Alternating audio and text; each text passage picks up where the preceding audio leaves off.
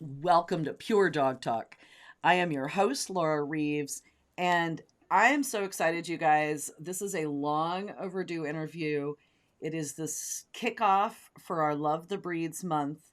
We are being joined today by Caroline Coile. She is a Saluki breeder. She is a very, very famous author. She is amazing opportunity to talk to Carolyn and talk about Salukies. And I mean, Salukis to me, Carolyn, are always that dog, the dog, right? The dog that was birthed from the head of Zeus. So I would love it if you would start with history, talking about the history of this breed that is, to me, quite unique and quite remarkable. Oh, wow. Well, first of all, thank you. This is an amazing chance, and I'm probably going to make you all crazy hearing about Salukis and Salukis and Salukis. But history of Salukis, I'm not the biggest authority of their history, but nobody is unless you're God, I guess, because like you say, they are from way back. So Yes, we see all the Saluki is the oldest breed of dog. Yes, they are one of probably 10 dogs that whose DNA evidence would point to that.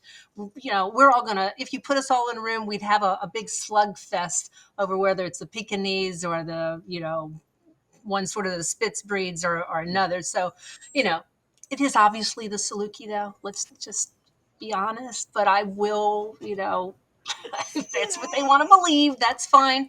So we do see, and yeah, I mean, I we see have bones Salukis like, draped all over your furniture. This is perfect. For YouTube watchers, you're going to yes. have to check out the Salukis draped on the furniture. Yeah, I just hope they don't do something too horrendous. But so we see like Salukis and Egyptian, those mummies and everything, and of course they look like Salukis because they're all bones. So, Mhm. but I don't think that really defines it. I don't think we can tell that well. That's but probably but that's not the indicator that that's why they're the oldest. Okay. yeah, like that looks like a skeleton. Must be a Saluki. It's like, Oh my okay, God. here I am already off topic. All these dogs you'll find on Pet Finder, and Saluki mix. And I'm like, why do they think that? The only thing it looks like a Saluki is that it's really thin when you picked it up off the street. But you Right. otherwise, it looks like a Saint Bernard. But okay, so anyway, yes, we have a lot of artwork that does indicate that there were Saluki-like dogs, and by Saluki-like dogs, I'm going to say something that I would call the whole land race family of Tazi. Um, and there are these dogs, and they have this already unique coat pattern, Hmm. and we see them all over the Middle East, but not just the Middle East, but everywhere the Silk Road went. We see them in China, Right. and obviously it's pretty easy to take this dog and bring it with you to trade or hunt or whatever. I mean, we know that some of the first Salukis that came to the western part of the world, to England, were there by the 1700s because there's a famous painting in the Dog Museum of Zilla, a dog, and she was actually uh, exhibited at the London Zoo, which I've told some of mine, they're Oh kind of my like God. zoo animals too. So, but she was a very, if we can judge from this painting, a gorgeous black and tan, very refined, long feathering, Hmm. would have won in the show ring today. And then, of course, we have the Ward painting, which is from the 1800s, I believe. Not, I mean, this dog is drop dead gorgeous, Hmm. painted, of course, in his style that is so exotic and so graceful. Yes. Um, but really, as a show dog, and I'm jumping up now to the late 1800s. I don't know if you wanted to go there or not. I mean, Woo, I love watching a breed progress. And in the case, I think, to a degree, of the Saluki, not really change very much. yeah. I mean, we always have that argument in every breed. Do we want to preserve or improve? Hmm. And my argument is we can do both, because just because a dog is from its country of origin, we have in Hmm. Salukis, we can talk about that later, Desert we have bred. that unique Yep. situation. Doesn't mean he is the perfect dog. He stepped out of, just like after one of us breeds a dog in our breeding program for 5 generations, it doesn't mean that everyone steps out of the whelping box the perfect example of what we were trying. There's like, well, I wish I could have had the head of this one and the feet of this one and the angulation of this one. So I feel like, that is our quest to try to, even when these dogs came out of the desert, to try to combine the head of this one and, the top line of this one and the hunting ability of that one. There's a lot of dogs that are great hunters, and this is a current argument now. There's some people that define Saluki as can it hunt. Uh-huh. And that, while I say that is a necessary but not sufficient definition of a Saluki. Lots of dogs are great coursing dogs, but they're not Salukis. And they might even be great coursing dogs in the desert, but we still, if we're going to show this dog, we still want them to have certain attributes that have nothing to do with hunting. Right. We still want a head that doesn't look like a borzoi's head. We want, in Salukis, we want high set ears. There's no reason for that. We just want it. So it doesn't serve a specific function. You just think it's pretty. I like that. I like that. That's I think it's to distinguish them from Afghan hounds, actually. mm-hmm, It's mm-hmm, the whole mm-hmm. thing, because Afghan hounds are, according to DNA evidence and common sense, they're their closest relatives. Right. And when With, dog with breeds Saluki evolved, coming with Saluki first. Am I understanding correctly? Or we don't we know? don't know. I'm going to give, yeah, in my mind, oh, absolutely. Mm-hmm. In some of the Afghan people's mind, Right. the wrong people's mind, no, it was the Afghan. Um, so, but we let them go along and think that. So, but anyway, we want to differentiate one breed from the other so we can say there's more than just coat, and there's a lot of differences between them now. Not sure Absolutely. if it was then. So, Absolutely some differences between the breeds now. And so as they came to, if you will, the West, right? England and then to the US, right. and people used them as hunting dogs, but also as companion dogs. And I mean, this is a breed designed to hunt gazelle in very harsh climate, right? Right. And, I mean, and some people try to say they were royal dog of Egypt, and I think they were the Bedouin dog of the mhm, Middle East. mhm, I think there were two different families. Those that went with the Bedouin, and they, probably hunted hare and rabbit and helped fill their pot with that, whatever they could catch. mhm, And then I think there were some that the royalty, took out on the giant gazelle hunts, which, mhm, would have been a great, King Tut and all that sort of thing, a great sport, but probably not a cost efficient one in right. terms of, calories per what you can bring back. Eating, yeah, eating. Yeah, Right. exactly. Let's just, if you can catch a jerboa or something, yay, that's great. Versus if you have to run 4 or 5 miles to catch a gazelle. Mhm. And then you're going to have to feed the whole gazelle to the Saluki. I don't know. Right, right. That dog worked really hard for that gazelle, man. Exactly. But it's the ones that, and they had the falcon that would help and fly down and fly at the gazelle's head and Mhm. peck at his eyes and disorient. Really kind of cheating there. But That's a here's fabulous what story I haven't heard. I like that. yeah, well, yes, they actually would hunt in concert with each other Mhm. to get this achieved. They don't do that now, but I would suggest that anyone who has an interest, Google, go to YouTube and look for Saluki gazelle hunt, and they do hunt gazelles with them Mhm. still, Mhm. but instead of Arabian horses, they're in jeeps. Right. But the astounding thing is the distances that this takes before they overtake the gazelle, and it's miles. And Mhm. these Salukis are going at full blast, double suspension gallop. I don't think mine could do that. I would love to say mine could do that, but I'm like, damn, these dogs are good. And Right. even their Saluki racing, they have track racing, but it lasts for miles. Mm. They actually Wow. suspend a gazelle on the back of a truck.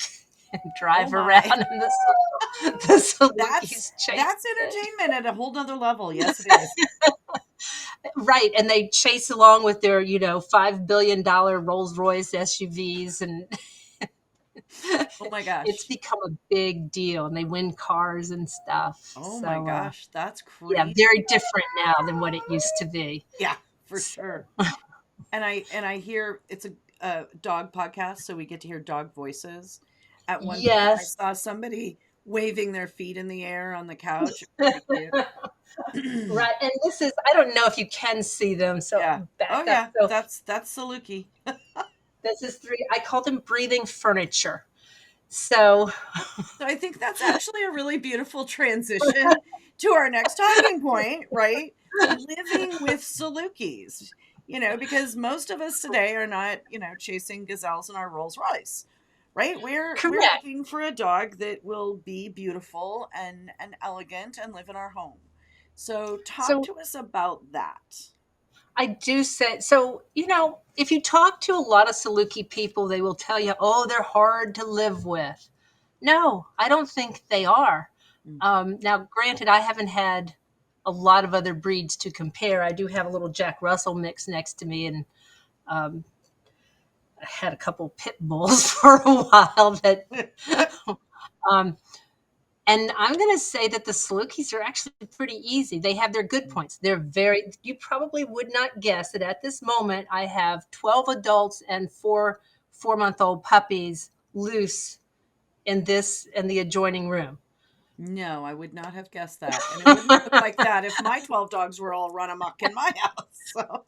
Right. And, they might have 5 minutes of milling around or, playing and stuff. And then this is it. This is Mm. 23 and a half hours out of the day, pretty much. Um, That After we is nudge them away so they can eat.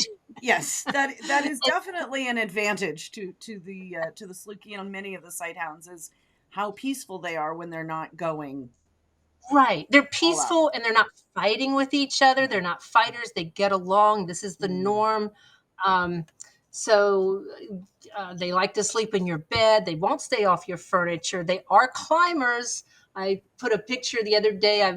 My bookcase, my desk here, one of them was up, you know, and I have one that can get on the refrigerator.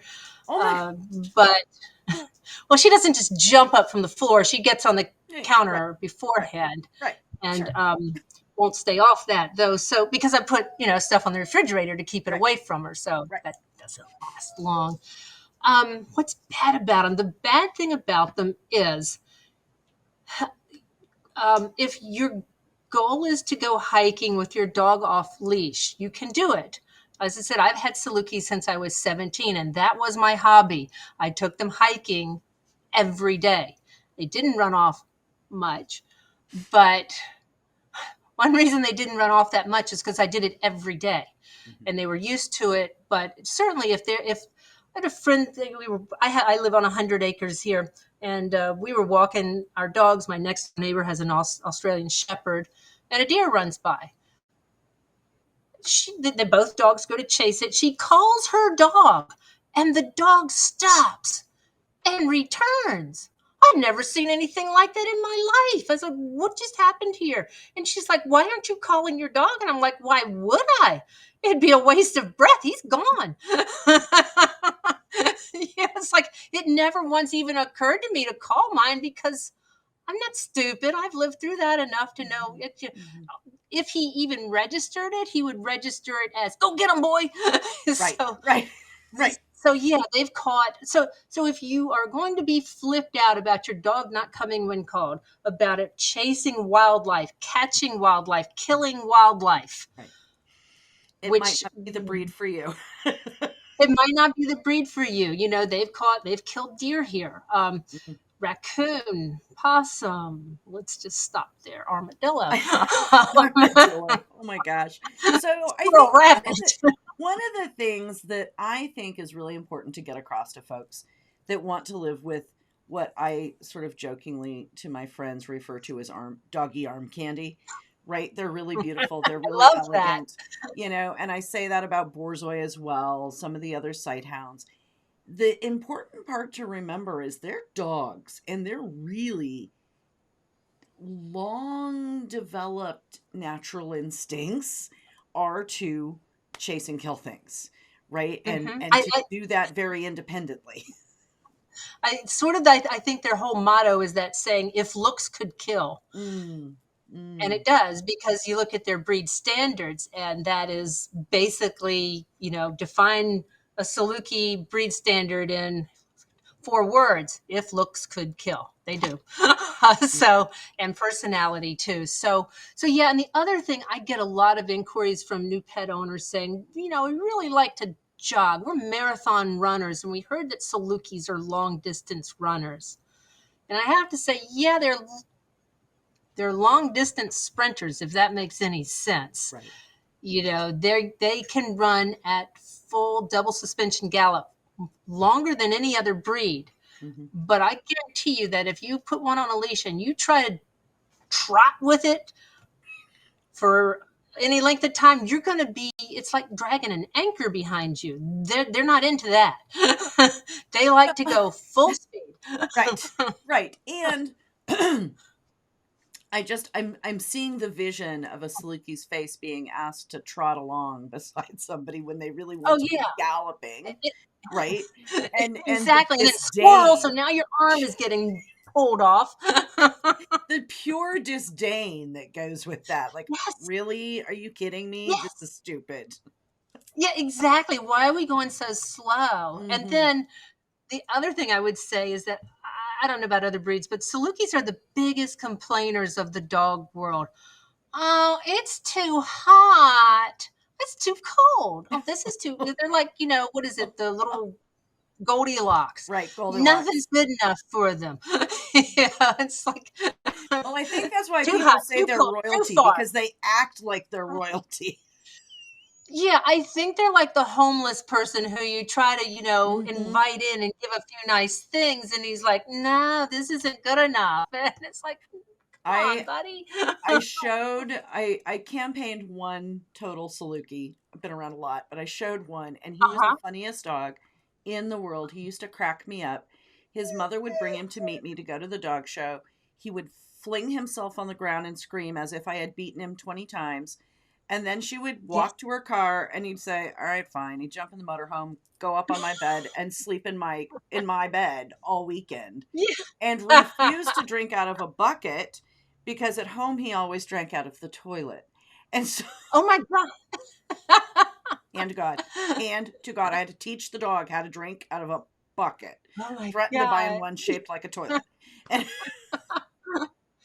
Someone would make a just, fortune if they did that. yes, yes, they just, this is my incredibly limited experience. And I think something important to discuss, people talk on these, all these match me a breed things, they talk about aloof or Velcro.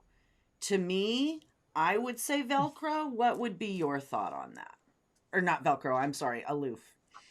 I was like, "Huh?" Yeah, no. I was like, "What?" Lance will fix that for me. That was a brain moment. Yeah, no, yeah, they were more aloof. My friends have dogs. They go to the bathroom, and the dogs all get up and trot into the bathroom with them. I was like, why would they do that? That's weird. Weird. Mine are like, they're in bed. You're trying to get up in the middle of the night to go to the bathroom. You're like, come on, let me out. They're lying on your feet. You're like, I really gotta go. Get up. They're not getting out of your way. You're crawling. Oh, you're pulling yourself out from under them. You're crawling over them. You're finally there, and it's like, anyone want to come with me? Are you kidding me? Yeah, no. So no, they are a little bit, not going to call them Velcro, but I don't think they adjust as well. Maybe this is me being a mamby-pamby mom, to being handed off to new homes and handlers and such. I think they're very wary about a change in circumstance like that. And I don't, like, my mental image is you could hand a lab off and you got a treat, and he's like, "Oh, that was great." And you do that with a Saluki, they're not going to eat for, they're not eating a treat, they're not eating dinner. Um, I'm going to be able to tell you in another week, because I'm actually, for the first time in 45 years, sending one of my dogs off with a handler for the Oh my weekend. gosh. Oh my gosh. Yeah. Well, this is taking I can every tell bit you of my work experience. I know there. other folks that show handlers. Tafari was fine once mom wasn't standing there seeing him throw a fit. Then he was Yeah, fine. I think that's probably the case. So He was completely w- fine. we'll see. I hope so. So, oh my God. Okay, so we can have a whole conversation, Carolyn, about how dogs feed off their owners. Yes. I'll be there like crying No, and don't do everything. that. Please don't do that. It'll be Your fine. handler will fire you. I know. So, Oh my gosh. Okay, so for the new home, does not do well off leash without lots of training. Aloof with strangers, attached to its owner, but not glued to the hip.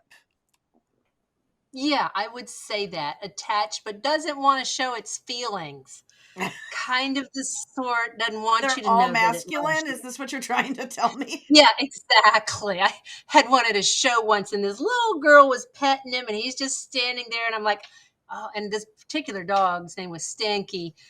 He loved to be petted, but he would always just freeze. And I said, he really likes that. And this girl was so cute. She says, oh, he has a hard time showing his feelings.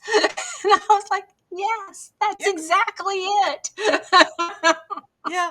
I just got to keep it all contained. Uh-huh. We are at the Kentuckiana cluster of dog shows, and I'm talking to Dr. Karen Potter. She is a German Wirehair Pointer breeder, a Trupanion breeder, and she's also a veterinarian. And Karen's going to talk about what Trupanion means to her as a breeder, and also what it means for her as a veterinarian. When I became a Trupanion breeder and I sent my litters out, I knew that they were going with 30 days of coverage had one of my owners have an emergency with them. That's comforting to me as a breeder to know that they can get help. As a veterinarian, there are many cases where we have to make decisions on how to treat things based on financial restraints. And when the financial restraints come into play, we can't always do absolutely everything for that pet. So if my puppies are covered at least for those first 30 days, I know that if they get sick, they can get the best possible care. The ones I have now. So I started with a dog who was very shy, and back in when I started in Salukies in the 70s, this was the problem that most of them had. We had shy, and I had one in the 80s that was very shy, and I decided that I would not compromise ever in breeding because I like doing obedience and I like doing agility as time went on. Um, and so I haven't compromised, and I've now created a monster, I think, of golden retriever Salukis that are like, oh, Williams again. It's like, so I have frozen semen from that shy dog left. I'm thinking of breeding back to it. It's like I got to tone this down a little bit. I don't know, man. But How do I have? it's okay. There's some phone going off. Okay. Pick a phone. Yeah. Fortunately, I have a phenomenal editor, and he fixes all those bloopers. Okay. So I think that that's actually kind of an important thing to talk about too, is how is the breed generally for someone who wants to acquire a Saluki? What are the things they're going to do with their Saluki other than drape it across their furniture in sort of a elegant fashion? Yeah. So of course, if you want to do any of the dog sports, conformation is an extremely easy thing for a new owner handler. This breed is easy to show, easy to groom. You don't need to be a professional. You just need to be, not even competent. The point scale's easy. You just need to sort of stumble around the ring and I'm not going to say it's that easy, but it's if you want to get into showing, it's not a poodle or a dobe or a golden or a Frenchie, Right. Or an Afghan. This Right. is, you brush the ears and Brush then the you ears, pretty much brush the got tail, it. fluff the toes, off you go. Exactly. A little bit, neat in the underline and you're good. So that's good. Second would be lure coursing. Well, let me back up. I would suggest Fast Cat as your intro to lure coursing. Yes. It's a great way to train them and expose it. Find out if the dog wants to chase the lure or not. There's nothing wrong with a dog who doesn't want to chase a lure. It's just not something he considers a game. I find it has zero to do with prey drive. It has everything to do with toy drive. Yeah. So my They're puppies that not the are same thing. no, my puppies who are object oriented and like to play with toys tend to be mine that like to lure course. Some of my, excuse me. Okay. Take this into another room, somebody. I can't even get it to answer. Hey, can I call you back? There. Okay. I turned off my landline, but my phone has been on silent for the last 5 years, so it works great for me. yeah, The I only didn't thing is even that think now of it rings Cell on my being here. computer, and I'm like, how do I make it not do Yes, that? Oh, great. that's going to come next because I guarantee you somebody on Instant Messenger is going to be like, she didn't answer either of her other phones. Oh my so, God. I know. so Our where world were we at? of instant connection, right? Yeah. Okay. So fast cat Fast lure cat to lure coursing. coursing. Mm-hmm. Dogs that don't lure course still are bloody killers. I've found. Next to that, there's okay, obedience. Your Saluki will be the first one in its obedience class to learn the long stays. They are great at the down stay. This is their forte. um, Oh my God. basically. Sit, stay. I don't Heel know. off Sitting for a leash. whole I'm minute. interested in how the heel off leash goes. Okay, we went to the national this year, and I had a dog that I only start training my dogs after I enter. I mean, she knew the basics. She had a couple of rally legs, so she knew that much. And then I said, okay, so you've got to learn the rest to do a regular novice obedience routine. And we don't have a class to go to, but on the way there, I stopped at two Lowe's and we healed inside the garden center. And we did somebody came to pet him and I asked to do a stand for exam. So that was her only practice. I forgot to do the heel off leash. So to make the long story short, she won high in trial. Oh my God. Now So this what you're sounds telling me great. is they're really quick studies and they don't like repetition.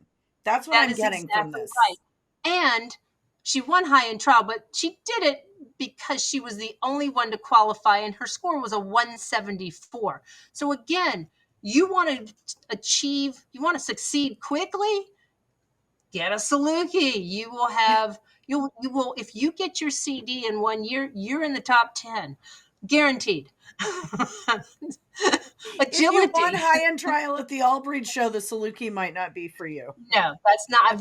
I think I've won the class once at an all breed trial, but we did retire the obedience trophy this year. So, It um, sounds and like then I did an interview years ago with a gal that was really famous for doing obedience with Scottish deerhounds. A lot of that's like super uh-huh, famous. Like she's got UDX dogs and Och dogs, and I'm wow, like, yeah, that's unheard of. that is crazy. There've been 6 Salukis with UD titles in Wow. history. Wow. Um, So for nobody's people who don't know what the utility title is, it is the highest level of obedience testing, and they yes, have to retrieve and they have to do things that are not really natural for a Saluki. right. They do scent Mhm. discrimination. Mhm. Even the people with Goldens call it futility. So Yeah, it's hard. it is a tough And class. my hat goes off to these people. I don't know how they do it. Even in tracking, there have been 7 Salukis with tracking dog titles. Wow. This is not one a sport I would say, gee, get a Saluki, Right, tracking will be fun. right. No. Maybe an otterhound. Agility, yeah, agility. I love doing agility. It's my favorite sport with the dogs. But Salukis are notorious for getting the zoomies. I don't know Mhm. why mine don't. There's something I'm doing in my training that others don't, and I think the difference is that I love speed. I love one reason I love Salukis is I love showing them. I love being able to run fast. Um, and when I'm in the agility ring, I like to run fast. I like to see them jump fast. And I train for speed. I don't train for accuracy. So they miss their contacts. I don't care. I don't believe in contacts. I really don't. Don't get me I don't started. I believe could do in a whole contacts. show. Well, okay, here's the thing. They are supposed to be for safety so the dogs don't leap off the top, and hurt themselves. But when you have a dog with a Saluki stride, they can't. Right. They can't Right. not. They will run into the ground. If they run at speed Right. and try to hit the contact, they would actually do a somersault. Right. So it's a very dangerous thing to try to teach them to do a running contact. So instead, you have to make the 2 on, 2 off, and slow them down so they. So in other words, you have to suck the fun out of agility. And I just don't do that. I just like, you know what? You want to run. If you hit it, you hit it. And once in a while, we'll hit it and we'll qualify. But the other problem of running a Saluki, both the problem and the good thing, they're so freaking pretty going over the jumps that as the handler, I've caught myself going, oh, it's so pretty. It's like, no. And meanwhile, the dog's 3 obstacles ahead of you. Exactly. But the good thing is when you come off the course and you failed, which is the norm, all the people that were watching going, he was so pretty. That was amazing. It was gorgeous. Just the jumping. And I was like, yeah. And if you don't fail, if you actually pass, everyone thinks you're a genius. Because you've passed with a Saluki. And if you fail again, it's nothing against you. You tried with a Saluki. He jumped 7 jumps. Oh my God. You must be the master trainer. So it's that a is win-win amazing situation. I would never do agility with a border collie. That's a no-win situation at all. And it's no fun. I mean, perfect is boring.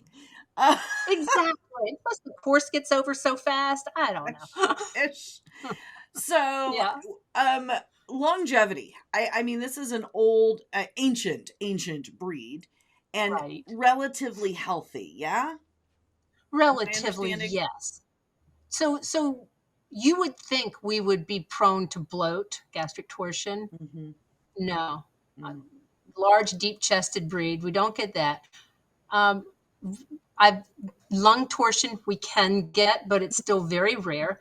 Our big killers are hemangiosarcoma, like so many large breeds, and probably followed by dilated cardiomyopathy. We have a couple of rare neurological diseases, and rare is what I'm going to say. But at least there's a DNA test for them, so that's what brings them up on the map. Other than that, there's pretty much nothing. We don't get hip dysplasia. We don't get PRA. I would consider, like, if I lose a dog before they're 12, I consider I've been ripped off. If I lose one after that, I consider I have bonus years. So 12 to 13 would be the norm, I would say. Kind of sweet spot. Okay. Mm-hmm. Good. And they're very healthy generally to the end. They don't get DM or degenerative myelopathy. Right. So that it's pretty. They don't get allergies. They all test low thyroid, but that's a sighthound thing, and it's their norm. They have a lot of blood. If you take them to the vet and the vet takes their blood and says, "Oh my God, he's got such a high hematocrit and the platelet levels are low," say, pretend he's a greyhound, and just pretend it's greyhound blood, and now tell me if you think it's abnormal, and they'll go, "Oh yeah, it's fine." Okay.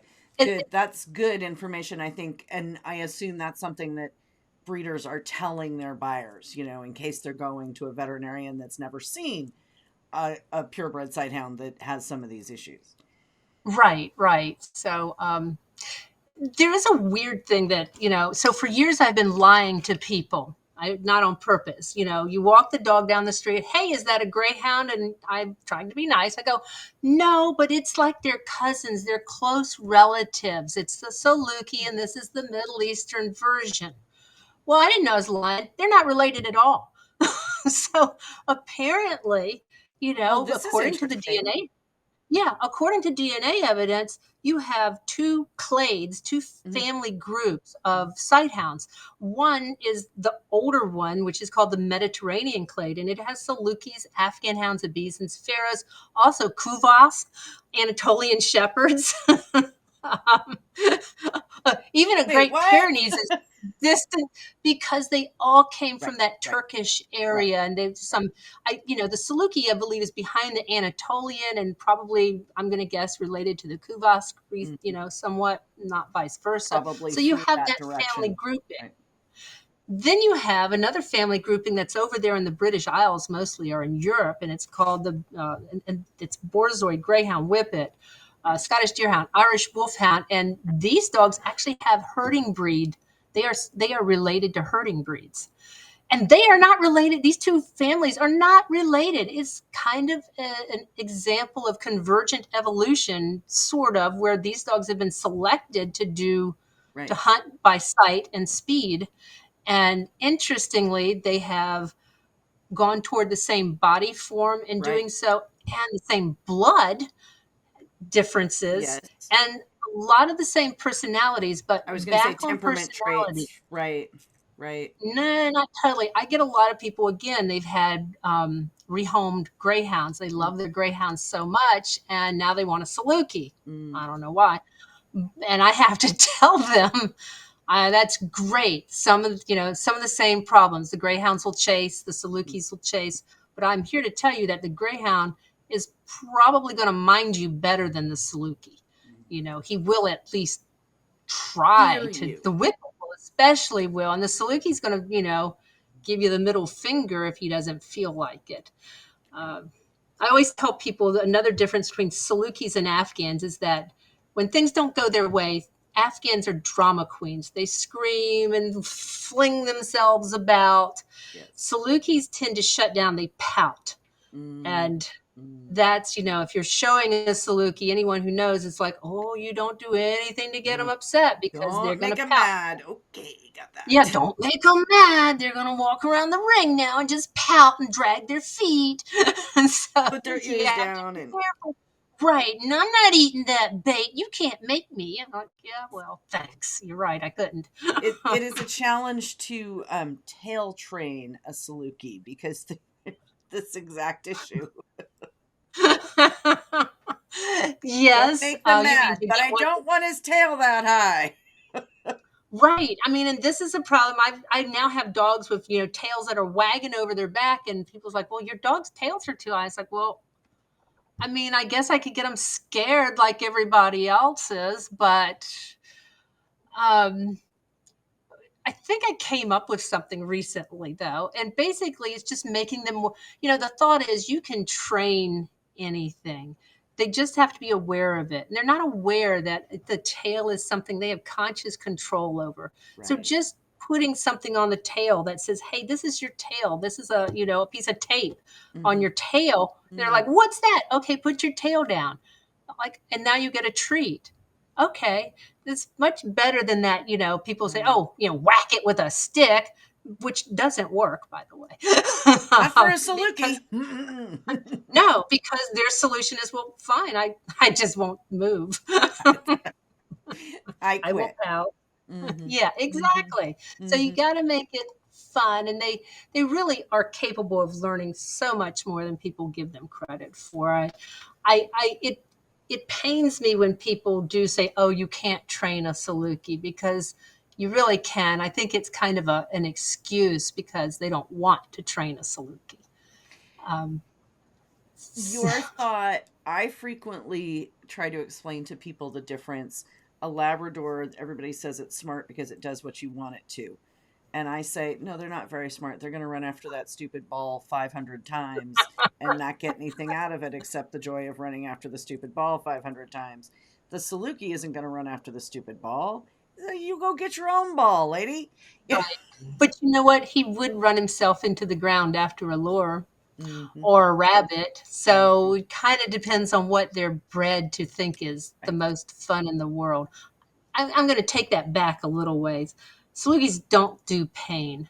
So Mm. if you're on the coursing field and they hurt themselves, Oh, interesting. they might continue, but if it's a bad hurt, they'll stop. And I like that about them Mm, versus the greyhound. I had a friend who's, mm, snapped its Achilles tendon on the field, finished the course mm-hmm.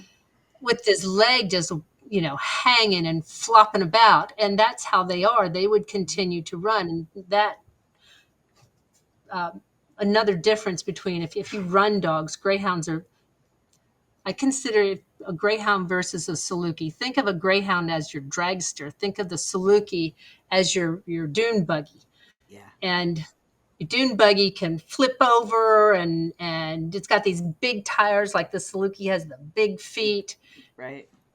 And it'll be fine. I mean, so many times my dogs coursing have done, I mean, multiple rolls and flips, and we're all going, oh, and they get up and they're like, they don't even break stride. You know, they're back at it. Greyhound does that, and he won't break stride either, but he probably broke something. Broke something. Yeah. Yeah. Yeah. Um, Yeah. so Oh my gosh. All right. Well, Caroline, thank you so much. It has been a true pleasure to visit with you about your beloved breeds this has been great. Thank and you to so share it much. with our listeners. And just a little inside tip: look for Caroline and I to talk about some other things in the coming Gosh, months. So that looking would be forward to fun. And I'm so relieved. One other thing I'll get in, Saluki's howl, they do group howls. Nobody did it during this whole talk. that. I'm amazed. Yay! That doesn't happen. It Usually was the they hear me on the growling before phone. we came on air that they were That was growling it. at He the was couch. telling I'm them like, why not are you to. growling at the couch? Exactly. Oh my Oh, gosh. All right, well, Carolyn, thank thank you you so so much. much. All right.